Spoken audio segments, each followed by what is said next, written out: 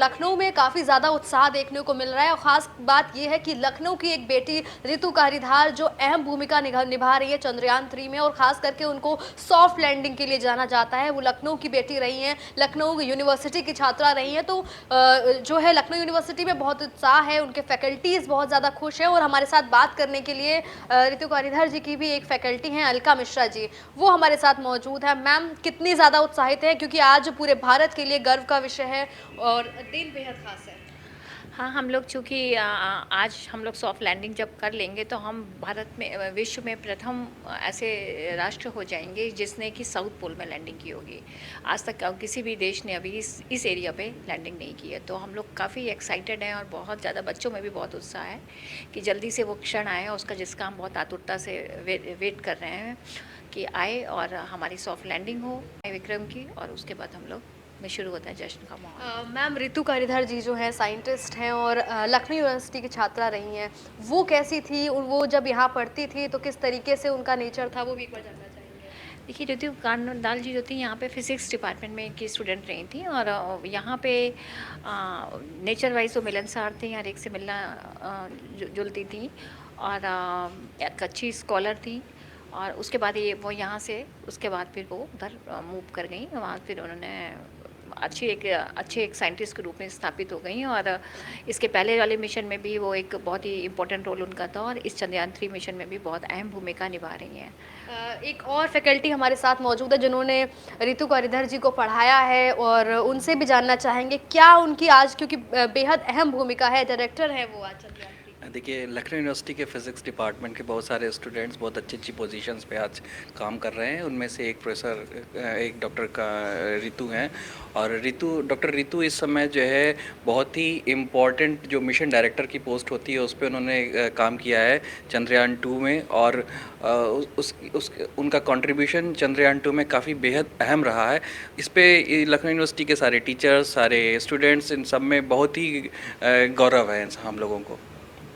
Sir जब वो student थी तो उनका नेचर किस तरीके से था? पढ़ाई में कितनी ज़्यादा इंटेलिजेंट थी? देखिए, मैंने अभी उनको मैं उस समय पे यहाँ पे नहीं था लखनऊ विश्वविद्यालय में, लेकिन मैंने उनके बारे में काफ़ी कुछ सुना हुआ है टीचर से। वो यहाँ पे उन्होंने एमएससी करी, उसके बाद उन्होंने यहाँ प्रोफेसर मनीषा गुप्ता हमारे डिपार्टमेंट में हैं, उनके साथ उन्होंने पीएचडी ज्वाइन की थी।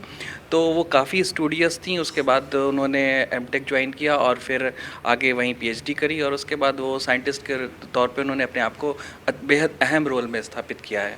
सर लखनऊ के जो बच्चे हैं, ख़ास करके लखनऊ यूनिवर्सिटी के बच्चों में काफ़ी ज़्यादा उत्साह देखने को मिल रहा है क्योंकि कहीं न कहीं उनके लिए एक एग्ज़ाम्पल सेट किया है उन्होंने।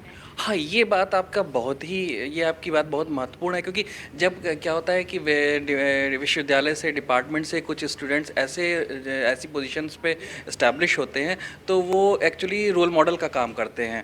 तो डॉक्टर रितु हमारे डिपार्टमेंट के लिए, स्टूडेंट्स के लिए, हमारे यूनिवर्सिटी के स्टूडेंट्स के लिए रियली एक रोल मॉडल हैं कि एक सामान्य से घर से एक लखनऊ विश्वविद्यालय जैसे विश्वविद्यालय से आदमी उठ के एक राष्ट्रीय और अंतर्राष्ट्रीय परिदृश्य पे अपनी एक महत्वपूर्ण भूमिका निभा सकता है ऐसे मिशंस में।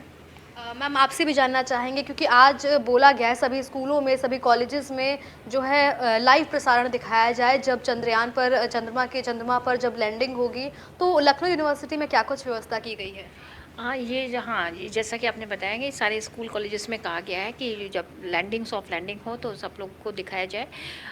तो लखनऊ विश्वविद्यालय में भी मालवीय सभागार में हम सारे टीचर्स, डिपार्टमेंट के रिसर्च स्कॉलर्स, स्टूडेंट्स हैं, सब लोग वहाँ पे एकत्र होंगे और जो लाइव टेलीकास्ट होगा उसको हम लोग वहाँ पे देखेंगे। तो काफ़ी उत्साह है कि जैसे टाइम करीब आ रहा है, हम लोग के पल्पिटेशंस बढ़ रहा है और हम सब लोग वहीं पे कलेक्ट होंगे और वहाँ पे हमको लगता है कि साथ में ये जो एक जश्न जो होगा जब सॉफ्ट लैंडिंग हो जाएगी विक्रम की, तो एक जो खुशी का माहौल होगा वो हम लोग साथ में मिल के मनाएंगे। कहते हैं ना कि shared joys are double joys, तो हम लोग उसको डबल ट्रिपल और पता नहीं कितने गुना करने वाले हैं। जो है खुशी जो है वो देखने को मिल रही है सभी में। मैम रितु जी जो हैं वो अहम भूमिका निभा रही हैं सॉफ्ट लैंडिंग के लिए। हालाँकि बोला गया है कि अगर आज सॉफ्ट लैंडिंग नहीं हो पाती है तो 3 दिन बाद का समय दिया गया यानी कि 27 तारीख को। क्या कुछ आपको लग रहा है कि आज कितने ज़्यादा उत्साहित है? क्या लग रहा है कि आज सॉफ्ट लैंडिंग हो पाएगी? देखिए चंद्रयान 2 जो था उसमें बस एक ही हमारे पास खामी रह गई थी उसमें कि हम लोग सॉफ्ट लैंडिंग नहीं करा पाए थे, otherwise of the mission was successful. उसको ये कहना नहीं उचित है कि वो सक्सेसफुल नहीं रहा था, क्योंकि चंद्रयान 2 का जो ऑर्बिटर है वो अभी भी काम कर रहा है, और उससे हमको जो उस पर पेलोड्स हैं, जो इंस्ट्रूमेंट्स रखे हुए हैं, उनसे हमको इम्पोर्टेंट इन्फॉर्मेशंस मिल रही हैं। इवन वो कहीं लेवल पे वो कनेक्ट भी कर पाया है हमारा जो चंद्रयान 3 है। तो आज जो उससे हमको जो सीख मिली, कहते हैं ना कि अगर try and again you at last you will get success. तो उसमें जो हमारी खामियां रह गई थी, या जो जिन चीज़ों पे हम ध्यान नहीं दे पाए थे, या चूँकि ये इसमें बहुत से ऐसे कंस्ट्रेंट्स होते हैं जिनको कि हम कभी कभी नहीं समझ पाते जब तक वो प्रैक्टिकल रूप पे हमारे सामने नहीं आते हैं। तो जैसे कि हम लोग का जो लैंडिंग का रीजन था, हम लोग ने उसको बढ़ाया है, उसके लिए हमने एडिशनल फ्यूल रखा है कि अगर हम लैंडिंग वहाँ पे नहीं करा पाते हैं तो ऐसा नहीं है कि हमको करानी है आज। उसके लिए हमने एडिशनल इंजन्स, थर्स्ट के लिए सारी चीज़ें हमने उसको एक सेफ फॉर्म में हमने रखे हैं। तो लेकिन ये सब सारी सेफ्टी मेजर्स के बाद भी मुझे ऐसा लगता है कि आज लगता नहीं बल्कि विश्वास है कि हम लोग का जो विक्रम है वो चंद्रमा पे आज कदम रख के रहेगा। आज का दिन ऐतिहासिक होने वाला है, इतिहास के पन्नों में लिखा जाएगा। बच्चों में कितना उत्साह है, क्योंकि जब एक रोल मॉडल होती हैं उन्हीं के कॉलेज से, तो क्या उनके अंदर कुछ जागरूकता किस तरीके की है? हाँ, देखिए एक बात मैं आपको बताना चाहूँगी कि लखनऊ विश्वविद्यालय एक ऐसा विश्वविद्यालय है जहाँ पे एस्ट्रोनॉमी विषय जो है वो ग्रेजुएशन लेवल पे as a full fledged subject पढ़ाया जाता रहा है। और एस्ट्रोनॉमी के जो बच्चे हैं वो तो एक्साइटमेंट उनमें है ही, क्योंकि वो तो हमेशा ही स्पेस में की चीज़ें हैं उनके बारे में एक्सप्लोर करते रहते हैं, पढ़ते रहते हैं। प्लैनेट्स हैं, सैटेलाइट्स हैं, मून है, मून का तो एक उनका यूनिट भी होता है, तो काफ़ी एक्सप्लोर्ड होते हैं वो इन सब चीज़ों में। इवन टेलीस्कोप हमारे पास है, और टेलीस्कोप से भी देखते रहते हैं, तो उनमें तो एक्साइटमेंट है ही। लेकिन इसके बावजूद जो पब्लिक लेक्चर्स होते हैं, पब्लिक शो हम लोग कराते हैं, तो उसकी वजह से हमारा कैंपस जो है वो जानता है कि यहाँ पे कुछ टेलीस्कोप है, और टेलीस्कोप से हम लोग कुछ ना कुछ, जैसे सैटर्न के रिंग्स देखी, जुपिटर के गैलीलियन मून्स देखे, मून के क्रेटर्स देखे। तो ये सब देखते रहने से तो बच्चे जो हैं वो काफ़ी कुछ है अवेयरनेस के बारे में।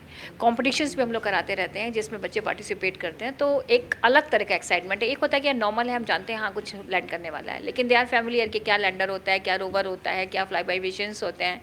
इस तरह की जो टेक्नोलॉजिकल टर्म्स होते हैं उनसे वो बहुत फैमिलियर होते हैं, तो उनमें एक अलग तरह का एक्साइटमेंट होता है, और एक नॉलेज भी उनमें होती है। और वो जो हैं कि जैसे साइंस के बच्चे हैं तो वो कॉमर्स से भी इंटरेक्ट करते हैं, मैथ आर्ट्स से भी इंटरेक्ट करते हैं, तो आपस में वो स्प्रेड आउट करते रहते हैं। क्या लग रहा है शाम को कितनी भीड़ आएगी?